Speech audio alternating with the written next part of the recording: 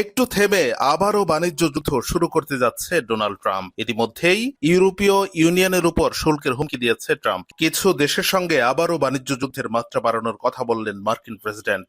আর এবার শুরুতেই আমেরিকার মিত্র ইউরোপকে টার্গেট করল ট্রাম্প। ইউরোপীয় ইউনিয়নের উপর সরাসরি 50% শুল্ক আরোপের সুপারিশ করেছেন তিনি। নিজের সামাজিক যোগাযোগ মাধ্যম ট্রুথ সোশ্যালে এসব কথা জানিয়েছেন মার্কিন প্রেসিডেন্ট। আগামী 1 জুন থেকে প্রস্তাবিত এই শুল্ক কার্যকর হবে বলে ঘোষণা করেন ট্রাম্প। তিনি বলেন, ইউরোপীয় ইউনিয়নের সঙ্গে বাণিজ্য বিষয়ে সমঝোতা করা দিন দিন কঠিন হয়ে উঠেছে। তাদের সঙ্গে চলমান আলোচনা ফলপ্রসূ হয়নি। এদিকে ডোনাল্ড ট্রাম্পের এই ঘোষণার পর ইউরোপীয় কমিশন যুক্তরাষ্ট্রকে বলেছে, হুমকি নয়, আলোচনায় পারস্পরিক শ্রদ্ধা থাকা উচিত। ইউরোপীয় কমিশন আন্তরিকভাবে আলোচনায় আগ্রহী ও প্রস্তুত।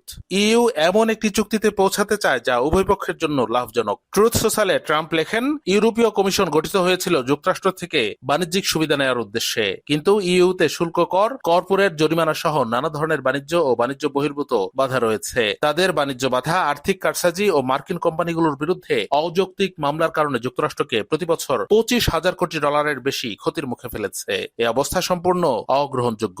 এদিকে যুক্তরাষ্ট্রে বিক্রি হওয়া আমদানি করা সব আইফোনে 25% শুল্ক আরোপের হুমকি দিয়েছে ট্রাম্প। অ্যাপলের উপর ট্রাম্পের এই চাপ যুক্তরাষ্ট্রে আইফোনের উৎপাদন ফিরিয়ে আনার একটি কৌশল। বিশ্লেষকদের আশঙ্কা, অন্যান্য দেশ থেকে উৎপাদন সরানো হলে প্রতিটি আইফোনের দাম শত শত ডলার বাড়তে পারে।